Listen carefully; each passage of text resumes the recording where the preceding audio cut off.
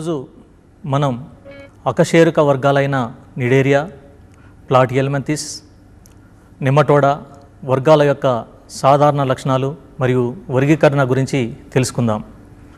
మొట్టమొదట మనం నిడేరియా వర్గం గురించి తెలుసుకుందాం. వర్గం నిడేరియా. ఈ వర్గం నిడేరియాకు ఈ నిడేరియా అనే పదం పేరెందుకు వచ్చిందంటే, ఈ జీవులలో కుట్టు కణాలు లేదా దంశ కణాలు ఉంటాయి, వాటిని నిడోబ్లాస్ట్లు అంటారు. అందుకని ఈ వర్గానికి నిడేరియా వర్గంగా పేరు పెట్టడం జరిగింది. అయితే ఈ నిడేరియా వర్గంలో జీవుల యొక్క ప్రాముఖ్యత గురించి, వాటి లక్షణాల గురించి తెలుసుకుందాం. నిడేరియా వర్గం జీవులు యూమెటాజోవా చెందిన జీవులు, అంటే నిజ కణాలు కణజాలాలు కలిగిన జీవులను యూమెటాజోవా అంటారు. అందుకని వీటిని మొట్టమొదటి యూమెటాజోవా జీవులుగా నిడేరియా జీవులను చెప్పుకోవచ్చు. ఇవి సముద్రాలు మరియు మంచినీటిలో నివసించే జీవులు. ఈ వర్గంలో హైడ్రాలను, జెల్లీ చేపలను, సీ అనిమోన్లను చేర్చారు. మంచినీటిలో జీవించే జీవులకు ఉదాహరణ హైడ్రా. అదేవిధంగా సముద్రాలలో మిగతా ఆంతోజోవాకు చెందిన జీవులు, చాలా సీ అనిమోన్లు, మిగతా జీవులు సముద్రాలలో నివసిస్తాయి. అయితే ఈ నిడేరియా వర్గ జీవులలో ఈ మొట్టమొదటి, అంటే మనం విస్తరిత జీవులు అని చెప్పవచ్చు. అదేవిధంగా వలయ సౌష్టం కలిగిన జీవులు.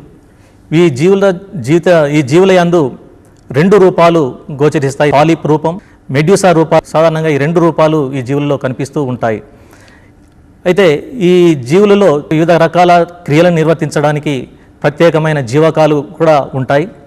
వాటిని ఆహారం కొరకు ఉపయోగపడే వాటిని జఠర జీవకాలు కానీ, రక్షణకు తోడ్పడే వాటిని అంగుళీ జీవకాలని, ప్రత్యుత్పత్తికి ఉపయోగపడే జీవకాలను గోనోజువాయిడ్స్ అని అంటారు. అయితే ఈ నిడేరియా వర్గం జీవులలో పాలిప్ రూపం మరియు మెడ్యూసా రూపం సాధారణంగా ఉంటాయి. ఈ పాలిప్ అనేది స్తూపాకారంగా ఉండి స్థానబద్ధంగా ఉండే జీవి. దీనికి పూర్వాంత భాగంలో నోరు, దీని చుట్టూ స్పర్శకాలు ఉంటాయి. ఈ మెడ్యూసా రూపం ఛత్రము ఆకారంలో ఉండే జీవకాలు. వీటికి స్పర్శకాలు లేదా ముఖ సూచకాలు దిగువ భాగాన ముఖతలాన ఉంటాయి. ఈ నిడేరియా వర్గం జీవుల యొక్క సాధారణ లక్షణాలు గురించి తెలుసుకుందాం.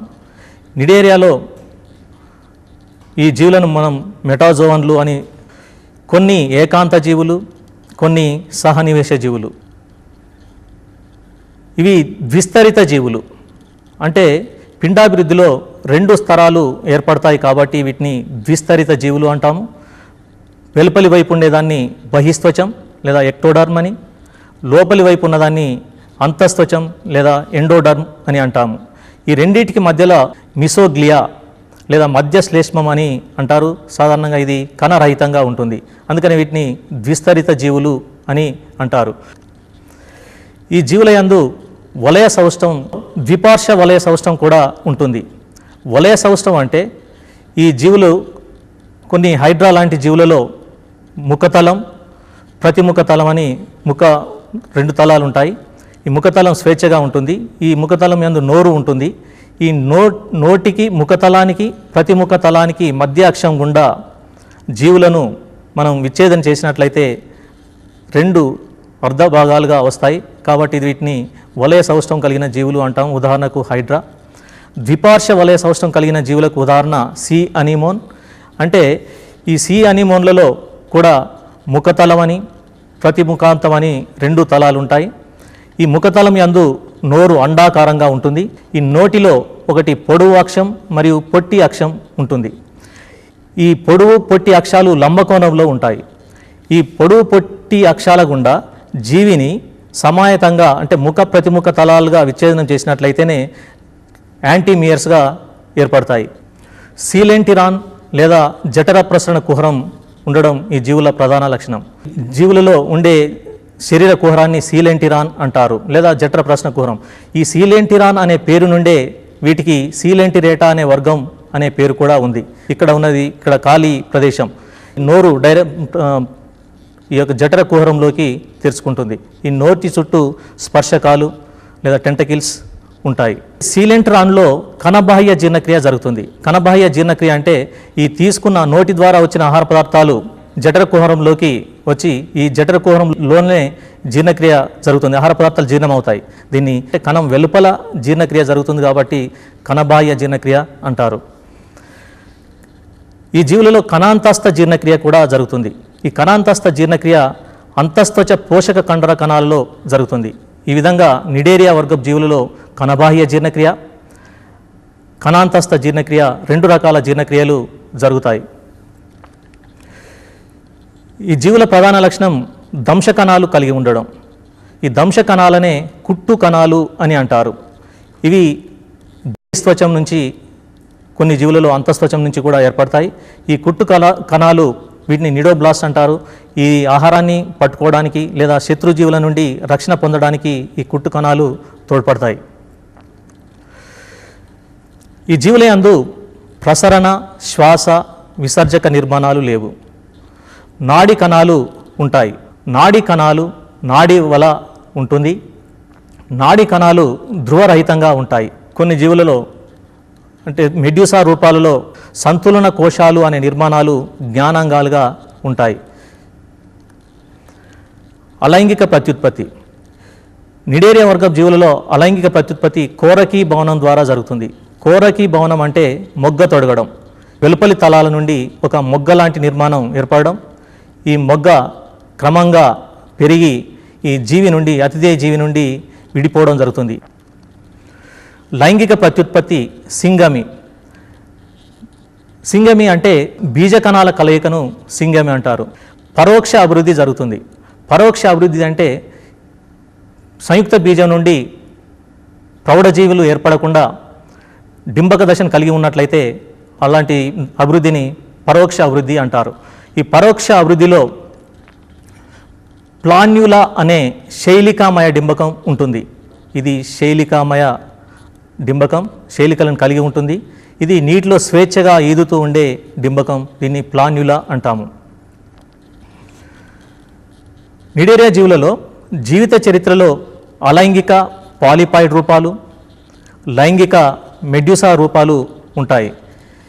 ఈ విధంగా అలైంగిక పాలిపాయిడ్ రూపాలు, లైంగిక మెడ్యూసా రూపాలు ఏకాంతరంగా ఉండడాన్ని మెటాజెనసిస్ అంటారు.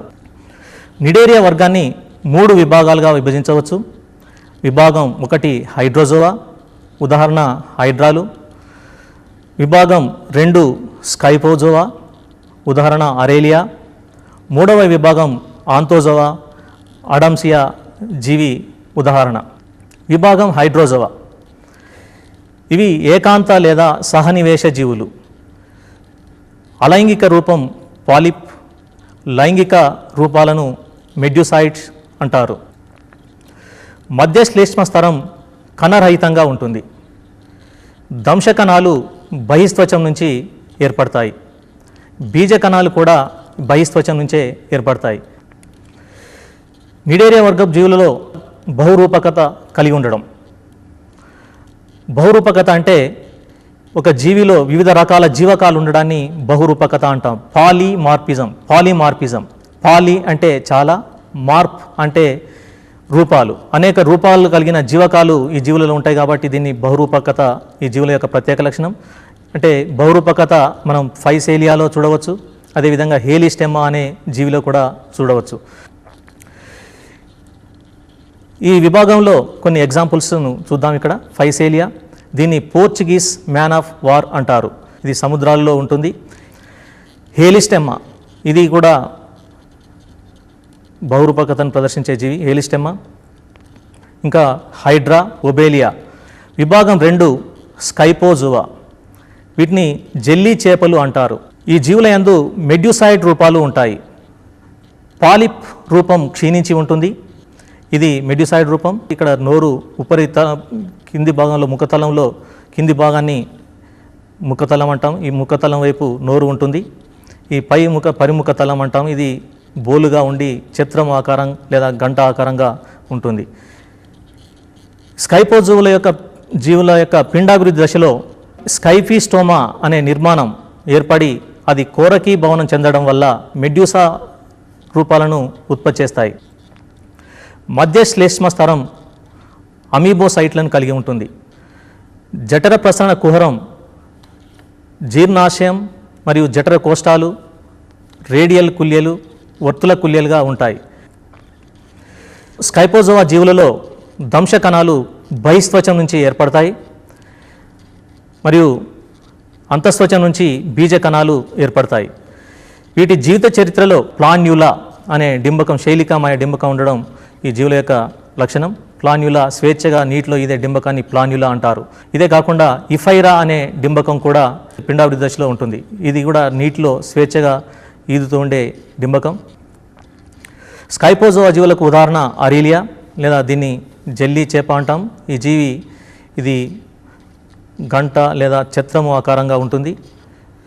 ఇక్కడ ముఖతలం, దీని కింది వైపు ముఖతలం అని, పైవైపు పరిముఖతలం అని అంటారు. ముఖతలం చుట్టూ ముఖబాహువులు అనే నిర్మాణాలు ఉంటాయి. రైజోస్టోమా అనే జీవి కూడా స్కైపోజోవాకు చెందిన జీవులకు ఉదాహరణ. ఇది రైజోస్టోమా. విభాగం 3 ఆంతోజోవా లేదా యాక్టినోజోవా. ఇవి స్థానబద్ధ జీవులు. వీటిని సి అనిమోన్లు అంటారు. ఈ మధ్యశ్లేష్మ కణ సహితంగా సంయోజక కణజాలాన్ని కలిగి ఉంటుంది. నోరు స్టొమోడియంలోకి తెరుచుకొని ఉంటుంది. ఇది ఒక గ్రసని లాంటి నిర్మాణం, ఒక గొట్టం లాంటి నిర్మాణంలోకి నోరు తెరుచుకొని ఉంటుంది. నోటికి ఒకవైపు లేదా రెండు వైపులా సైఫనోగ్లెఫ్లు అనే శైలికామయ గాడులు ఉంటాయి. ఈ నిర్మాణాన్ని ఇక్కడ చూడండి. ఇది సైఫనోగ్లెఫ్, ఈ గాడి లాంటి నిర్మాణం. దీనికి చుట్టూ శైలికామయ నిర్మాణాలు ఉంటాయి. ఇవి సైఫనోగ్లెఫ్. ఆంతోజోవా జీవులలో జఠర కుహరం ఆంత్రయోజకాలుగా ఉంటుంది. అంటే ఇది అనేక గదులు, గాడులను కలిగి ఉంటుంది. వీటిని మిజెంటరీస్ అని అంటాము. ఇది ఉదాహరణ ఇక్కడ సి అనిమోన్. ఈ జీవిలో జఠర కుహరం అనేక గదులను కలిగి ఉంటుంది. దంశ కణాలు బహిస్త్వచం మరియు అంతఃస్త్వచం నుంచి ఏర్పడతాయి. బీజ కణాలు అంతఃస్త్వచం నుంచి ఏర్పడతాయి. ఉదాహరణ తీసుకున్నట్లయితే ఎడమ్సియా, దీన్ని సి అనిమోన్ అంటాము. కొరాలియం లేదా ప్రవాల జంతువు, ప్రవాలాలను ఏర్పరిచే జంతువులను ఈ ప్రవాల జంతువులు అంటారు. ఉదాహరణ కొరాలియం. గార్గోనియా, దీన్ని సీఫ్యాన్ అని అంటారు. గార్గోనియా. పిన్నేట్యులా, దీన్ని సీపెన్, ఇది ఇక్కడ పెన్ ఆకారంగా ఉంటుంది కాబట్టి దీన్ని సీపెన్ అని అంటారు. కొన్ని నిడేరియా జీవులు కాల్షియం కార్బోనేట్ బాహ్య అస్థిపంజరాన్ని స్రవిస్తాయి. ఇవి ప్రవాలం. ఇది సాధారణ సముద్రాలలో ఈ కాల్షియం కార్బోనేట్తో నిర్మితమైన ఈ నిర్మాణాలను ప్రవాలాలు అంటారు. నీటిలో అడుగు భాగాన కొన్ని కిలోమీటర్ల వరకు విస్తరించి కూడా ఈ ప్రవాలాలు ఉంటాయి. ఎర్రరాతి ప్రవాలం కొరాలం రుబ్రం, ఇది చాలా అమూల్యమైంది. ఈ ప్రవాలాలు ఆస్ట్రేలియాలోని ది గ్రేట్ బ్యారియర్ రీఫ్, ఈ ప్రవాలాలు ఈ ఆస్ట్రేలియాలో మనకు సాధారణంగా కనిపిస్తూ ఉంటాయి. ఈ విధంగా మనం నిడేరియా వర్గానికి చెందిన విభాగం తెలుసుకున్నాం కదా. ఇప్పుడు వర్గం ప్లాటీహెల్మింథిస్ గురించి తెలుసుకుందాం. గెగన్బార్ అనే శాస్త్రజ్ఞుడు ప్లాటీహెల్మింథిస్ వర్గాన్ని ఏర్పరిచాడు. వీటిని బల్లపరుపు పురుగులు అంటారు. ఎందుకంటే వీటి యొక్క దేహము రిబ్బన్ మాదిరిగా ఫ్లాట్, అంటే బల్లపరుపుగా ఉంటుంది కాబట్టి వీటిని ఫ్లాట్ వామ్స్ లేదా బల్లపరుపు పురుగులు అని అంటారు. వీటి సాధారణ లక్షణాలు చూసినట్లయితే వీటి దేహం బల్లపరుపుగా ఉంటుంది. ద్విపార్శ్వ సౌష్ఠవాన్ని కలిగి ఉంటాయి. ద్విపార్శ్వ సౌష్ఠవం అంటే జీవిని మధ్య అక్షం గుండా విచ్ఛేదనం చేసినప్పుడు రెండు సమాన అర్ధభాగాలు ఏర్పడినట్లయితే అలాంటి జీవులను ద్విపార్శ్వ సౌష్ఠవం కలిగిన జీవులు అంటారు. ఇవి త్రిస్తరిత జీవులు. ప్లాటీహెల్మింథిస్ వర్గానికి చెందిన జీవులు మొట్టమొదటి త్రిస్తరిత జీవులు అని చెప్పవచ్చు. త్రిస్తరిత అంటే ఇక్కడ చూడండి, ఇక్కడ ఈ 3 స్తరాలు, జనన స్తరాలు ఉంటాయి. ఈ వెలుపలి స్తరాన్ని ఎక్టోడర్మ్ లేదా బహిస్త్వచం అని, మధ్యగా ఉండే స్తరాన్ని లేదా ఈ గ్రీన్ కలర్లో ఉన్న స్తరాన్ని ఎండోడర్మ్ అని, ఈ మధ్యలో ఉన్న స్తరాన్ని మిజోడర్మ్ లేదా మధ్యస్త్వచం అని అంటారు. ఈ విధంగా 3 స్తరాలు ఈ జీవులలో కనిపిస్తూ ఉంటాయి. ఈ జీవుల యందు శరీర కుహరం లేదు, అందుకని వీటిని కుహరరహిత జీవులు అంటారు. అవయవ వ్యవస్థలు ఏర్పడి ఉంటాయి. జీర్ణనాళానికి ఒకే రంధ్రం ఉంటుంది. కణాంతస్థ జీర్ణక్రియ జరుగుతుంది. ఈ జీవులు మిథ్యాఖండీ భవనాన్ని ప్రదర్శిస్తాయి. ఈ ముఖ్యంగా సెస్టోడా జీవులలో మిథ్యాఖండీ భవనం ఉంటుంది, మిగతా జీవులలో ఖండీ భవనం లేదు. అయితే నిడేరియన్స్ మాదిరిగానే ప్లాటిహెల్మింథస్ జీవులలో జీర్ణనాళానికి ఒకే రంధ్రం ఉంటుంది, అది నోరు. పాయువు లేదా విసర్జక రంధ్రం వీటిలో ఉండదు. మిథ్యాఖండీ భవనం కలిగి ఉంటుంది. అంటే ఖండితాలు పూర్తిగా అంతర్గతంగా లోనికి విస్తరించి ఉండకుండా బయటికి మాత్రమే ఉంటాయి కాబట్టి వీటిని మిథ్యాఖండీ భవనం అంటాం. ప్లాటిహెల్మింథస్ జీవుల యొక్క ప్రధాన లక్షణం జ్వాలా కణాలను కలిగి ఉండడం. ఈ జ్వాలా కణాలు విసర్జన క్రియ మరియు ద్రవాభిసరణ క్రమతను నిర్వర్తిస్తాయి. జ్వాలా కణం ఈ విధంగా ఉంటుంది. ఈ జ్వాలా కణం కుహరంలో మధ్యలో శైలికలు ఉండి ఇవి ఒక వీటి యొక్క కదలిక జ్వాల మాదిరిగా కనిపిస్తుంటుంది కాబట్టి వీటిని జ్వాలా కణాలు అంటారు. ఈ జీవుల యందు శ్వాస రక్త ప్రసరణ వ్యవస్థ లేదు. అంటే ప్రత్యేకంగా అవయవాలు శ్వాసక్రియను మరియు ప్రసరణ వ్యవస్థను నిర్వర్తించడానికి ప్రత్యేకమైన అవయవాలు లేవు. నాడీ వ్యవస్థలో మెదడు, నాడీ దండాలు ఉంటాయి. ఈ వర్గానికి చెందిన స్వేచ్ఛా జీవుల్లో జ్ఞానాంగాలు ఉంటాయి. అంటే పరిసరాల్లో ఉండే మార్పులను గ్రహించడానికి కొన్ని ప్రత్యేకమైన జ్ఞానాంగాలు ఉండడం ఈ జీవుల ప్రత్యేక లక్షణం. ఇవి ఉభయలింగ జీవులు. ఉభయలింగ జీవులు అంటే ఒకే జీవి యందు స్త్రీ మరియు పురుష ప్రత్యుత్పత్తి అవయవాలు ఉన్నట్లయితే వాటిని ఉభయలింగ జీవులు లేదా హెర్మాప్రోడైట్స్ అంటారు. అంతఃఫలదీకరణం జరుగుతుంది. అంటే దేహం లోపలనే ఫలదీకరణం జరుగుతుంది. వీటి యొక్క జీవిత చరిత్ర సరళంగా లేదా క్లిష్టంగా కూడా ఉండవచ్చు. వీటి జీవిత చరిత్రలో వివిధ రకాల డింబకాలు ఉంటాయి. ఈ డింబకాలను మిరాసీడియం అని, రీడియా అని, స్పోరోసిస్ట్ అని, సర్కేరియా అని అంటారు. బహుపిండత్వం ప్రదర్శించడం అనేది ఈ ప్లాటిహెల్మింథస్ జీవుల యొక్క ప్రధాన లక్షణం. ప్లాటిహెల్మింథస్ వర్గాన్ని 3 విభాగాలుగా విభజించవచ్చు. ఒకటి విభాగం టర్బలేరియా, ఉదాహరణ డుగీసియా లేదా ప్లానేరియా. రెండవ విభాగం ట్రెమటోడా, ఉదాహరణ ఈ జీవులకు ఉదాహరణ ఫ్యాసియోలా హెపాటికా. విభాగం 3 సెస్టోడా. వీటిలో టీనియా సోలియం, దీని గురించి కూడా మనం వివరంగా గత క్లాసులో నేర్చుకున్నాం. ఇప్పుడు మనం విభాగం టర్బలేరియా జీవుల యొక్క లక్షణాల గురించి తెలుసుకుందాం. ఇవి స్వేచ్ఛగా నివసించే బల్లపరుపు పురుగులు. శరీర కుడ్యంలో శైలికామయ బాహ్య చర్మం మరియు రాబ్డైట్లు ఉంటాయి. ఇది శరీర కుడ్యం. శరీర కుడ్యంలో ఇక్కడ రాడ్ ఆకారంగా ఉన్న ఈ నిర్మాణాలను రాబ్డైట్స్ అంటారు. నోటి నుంచి గ్రసని బహిర్వర్తనం చెంది ఉంటుంది. ఇప్పుడు ఉదాహరణకు ప్లానేరియా లాంటి జీవులను తీసుకున్నట్లయితే జీవి యొక్క దేహం పృష్ఠోదరంగా అణిగి ఉంటుంది. ఉదర మధ్య భాగంలో నోరు ఉంటుంది. ఈ నోటి నుండి గ్రసని వెలుపలికి రావడం జరుగుతుంది. వీటిలో జఠర ప్రసరణ కుహరం అనేక శాఖలుగా ఉంటుంది.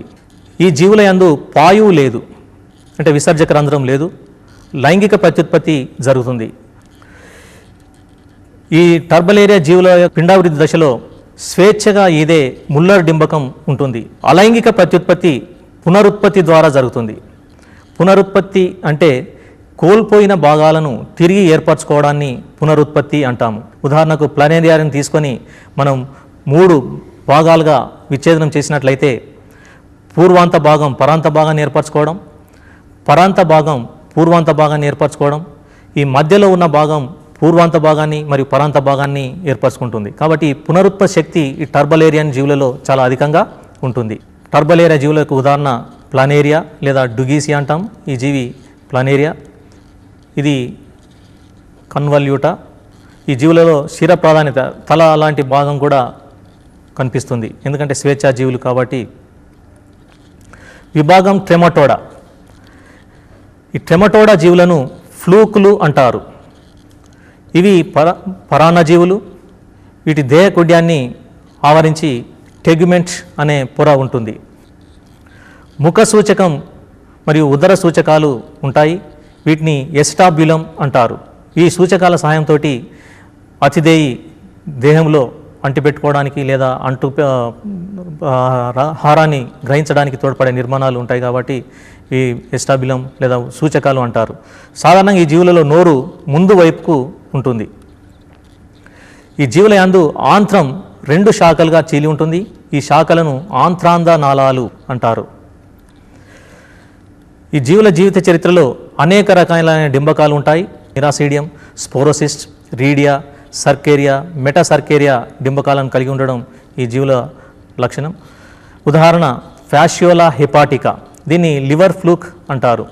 ఇది మేక యొక్క లేదా గొర్రెల యొక్క కాలేయంలో ఉండే పరాన్నజీవి. ఇంకో ఉదాహరణ సిస్టోజోమా హిమటోబియం, దీన్ని బ్లడ్ ఫ్లూక్ అంటాము. ఇది రక్తంలో మానవుల మరియు కొన్ని క్షీరదాల యొక్క రక్తంలో ఉండే పరాన్నజీవి. ప్లాటిహెల్మింథస్లో చివరి విభాగం సిస్టోడా. ఈ సిస్టోడా జీవులను మనం సాధారణంగా బద్దె పురుగులు అంటాము. ఇవి పరాన్నజీవులు. ఈ సిస్టోడా విభాగానికి చెందిన జీవులు బల్లపరుపు పురుగులు అంటాము. ఇవి పరాన్నజీవులు. వీటి రక్షణ కోసం టెగ్మెంట్ అనే పొర ఉంటుంది. శరీరం ప్రొగ్లాటిడ్స్గా విభజన చెంది ఉంటుంది. మిథ్యా కండీభవనం ప్రదర్శిస్తాయి. ఈ ఖండితాలను మనం ప్రొగ్లాటిడ్స్ అని అంటాము. ఈ జీవుల యొక్క పూర్వాంతంలో స్కోలెక్స్ అనే నిర్మాణం ఉంటుంది. ఈ స్కోలెక్స్ జీవుల అతిదేయ యొక్క పేగు గోడలను అంటిపెట్టుకోవడానికి తోడ్పడుతుంది. ఇందులో కొన్ని కొక్యాల లాంటి నిర్మాణాలు ఉంటాయి. అదేవిధంగా సూచకాలు, సక్కర్స్ అంటాము. ఈ సూచకాల సహాయంతో అతిదేయ యొక్క పేగు గోడలను అంటిపెట్టుకోవడానికి ఉపయోగపడే నిర్మాణమే స్కోలెక్స్. జీర్ణ వ్యవస్థ లేదు, ఎందుకంటే ఇవి పరాన్న జీవులు కాబట్టి ఈ జీవులలో జీర్ణ వ్యవస్థ లేదు. ఇవి ద్విలింగ జీవులు, అంటే స్త్రీ పురుష ప్రత్యుత్పత్తి అవయవాలు ఒకే జీవులో ఉంటాయి కాబట్టి వీటిని ద్విలింగ జీవులు లేదా ఉభయ లైంగిక జీవులు లేదా హెర్మాప్రోడైట్స్ అంటారు. వీటి జీవిత చరిత్రలో షట్కంటకి అనే పిండం ఉంటుంది. ఇది షట్కంటకి లేదా హెగ్జాకాంత్స్ అంటాము. ఈ వీటి ప్రధాన లక్షణం షట్కంటకి ఉండడం అనేది ఈ జీవుల యొక్క ప్రధాన లక్షణం. ఉదాహరణలు తీసుకున్నట్లయితే సిస్టోడాలో టీనియా సోలియం, దీన్ని పోర్క్ టేప్ వార్మ్ అంటాము. దీన్ని బద్దె పురుగు అని కూడా అంటాము. ఎఖైనోకోకస్ గ్రాన్యులోజస్, దీన్ని కుక్క బద్దె పురుగు అని అంటారు. ఇది కుక్కలో ప్రధానంగా పరాన్నజీవిగా మరియు మిగతా కొన్ని జీవులలో కూడా ఇది ఉంటుంది కాబట్టి దీన్ని కుక్క బద్దె పురుగు అని అంటారు. వర్గం నెమటోడా. ఈ నెమటోడా జీవులలో చాలా వరకు పరాన్నజీవులు. మానవులకు హాని కలిగించే మరియు చాలా రకాల వ్యాధులకు కారకమైన జీవులను నెమటోడాలో చేర్చడం జరిగింది. వీటిని నిమాటిహెల్మింథస్ అని కూడా అంటారు. వీటిని నులి పురుగులు లేదా గుండ్రటి పురుగులు అని అంటారు. ఇవి కొన్ని స్వేచ్ఛగా, కొన్ని పరాన్నజీవులుగా నివసిస్తాయి. మిథ్యా శరీర కుహర జీవులు. నెమటోడా జీవుల యొక్క సాధారణ లక్షణాలు: శరీరం పొడవుగా ఉండి స్తూపాకారంగా ఉంటుంది. ఖండీభవనం లేదు. శరీరం మీద కొల్లాజన్ అవబాసిని పొర ఉండడం ఈ జీవుల యొక్క ప్రత్యేక లక్షణం. శైలికలు లేవు. బాహ్య చర్మం సిన్సీషియల్ పొర, అంటే ఈ దేహ కుడ్యాన్ని ఆవరించే బాహ్య చర్మం సిన్సీషియల్ పొర అంటారు. శరీర కుడ్యానికి ఆయత కండరాలు ఉంటాయి. వీటి యొక్క శరీర కుడ్యంలో ఆయత కండరాలే ఉంటాయి, కానీ వలయ కండరాలు ఉండవు. నెమటోడా వర్గానికి చెందిన జీవులలో మిథ్యా శరీర కుహరం ఉంటుంది. ఈ జీవుల యొక్క పూర్వాంతాన నోరు ఉంటుంది, పరాంతాన పాయు ఉంటుంది. పురుష జీవులలో జీర్ణనాళం, ప్రత్యుత్పత్తి నిర్మాణాలు అవస్కరం ద్వారా బయటకు తెచ్చుకుంటాయి. రక్త ప్రసరణ వ్యవస్థ లేదు. విసర్జన వ్యవస్థలో నాళికలు లేదా గ్రంథి లాంటి నిర్మాణాలు ఉంటాయి. జీవుల నాడీ వ్యవస్థలో నాడీ సందులు ఉంటాయి. పర్యాంత్ర నాడీ వలయం కూడా ఉంటుంది. నాడీ వ్యవస్థ కొంతవరకు నిమాటోడా జీవులలో అభివృద్ధి చెందిందని చెప్పవచ్చు. యాంఫిడ్లు అనే ఈ పూర్వాంత భాగంలో ఉండే రసాయన గ్రాహకాలు ఉంటాయి. ఫాస్మిడ్లు, ఇవి గ్రంథి జ్ఞానాంగాలు జీవి యొక్క పరాంత భాగంలో ఉంటాయి. ఏకలింగ జీవులు అంటే ఇవి స్త్రీ పురుష జీవులు వేరువేరుగా ఉంటాయి కాబట్టి వీటిని ఏకలింగ జీవులు అంటారు. లైంగిక ద్విరూపకతను చూపిస్తాయి. సాధారణంగా ఈ జీవులలో ఉండే స్త్రీ జీవులు పొడవుగా ఉండడం, పురుష జీవులు పొట్టిగా ఉండడం, పురుష జీవుల యొక్క పరాంత భాగం వంగి సంపర్క కంటకాలను కలిగి ఉండడం ఉంటుంది. అందుకని స్త్రీ పురుష జీవులను గుర్తుపడతాం కాబట్టి వీటిని లైంగిక ద్విరూపకత ప్రదర్శిస్తాయి. పురుష జీవులు ఈ యొక్క పరాంత భాగం వంపు తిరిగి ఉంటుంది. అవాస్కరం 1 లేదా 2 సంపర్క కంటకాలను కలిగి ఉంటుంది. ఇవి ఎక్కువగా అండోత్పాదకాలు, ఉదాహరణ ఆస్కారిస్. కొన్ని అండ శిశుత్పాదకాలు, ఉచరేరియా బ్యాంక్రాఫ్టీ లాంటి జీవులు అండ శిశుత్పాదకాలు. ఈ జీవులలో అంతఃఫలదీకరణ జరుగుతుంది. అంతఃఫలదీకరణ అంటే దేహంలో ఇంతకుముందు చెప్పినట్టు దేహం లోపలనే ఫలదీకరణ జరుగుతుంది. పెరుగుదలలో అవభాసని నిర్మూలించడం చెందుతుంది. నిమటోడా వర్గాన్ని 2 విభాగాలుగా విభజించారు. ఒకటి ఏ ఫాస్ మీడియా విభాగం, 2 ఫాస్ మీడియా. ఇందులో యాంఫీడ్లు మార్పు చెందినవి. ఫాస్మిడ్లు పరగ్రంథి జ్ఞానాంగాలు లేవు. విసర్జన వ్యవస్థ అభివృద్ధి చెందలేదు. ఇందులో ఉదాహరణ ట్రైకీనెల్లా లేదా ట్రైకీనా పురుగు, ఇది ట్రైకీనెల్లా. ట్రైకోసెఫాలస్ లేదా కొరడా పురుగు, వీటిని కొరడా పురుగులు అంటాము. విభాగం ఫాస్ మీడియా. ఇందులో యాంఫీడ్లు ఉంటాయి, ఫాస్మిడ్లు కూడా ఉంటాయి, అందుకని వీటిని ఫాస్ మీడియా అంటారు. విసర్జక వ్యవస్థ బాగా అభివృద్ధి చెంది ఉంటుంది. ఉదాహరణ ఆస్కారిస్, గుండ్రటి పురుగులు అంటాం, స్త్రీజీవి, ఇది పురుషజీవి. ఉచరేరియా బ్యాంక్రాఫ్టీ లేదా ఫైలేరియా పురుగు, ఆంకైలోస్టోమా, కొంకి పురుగు అంటారు, ఇది స్త్రీజీవి, పురుషజీవి. ఎంటరోబియస్ వర్మిక్యులారిస్ లేదా ఎంటరోబియస్ అంటారు, ఇది గుండు సూది పురుగు. ఈ విధంగా ఈరోజు మనం ఇడేరియా, ప్లాటియల్మంతిస్ మరియు నెమటోడా జీవుల యొక్క సాధారణ లక్షణాలు, వర్గీకరణ గురించి తెలుసుకున్నాం కదా.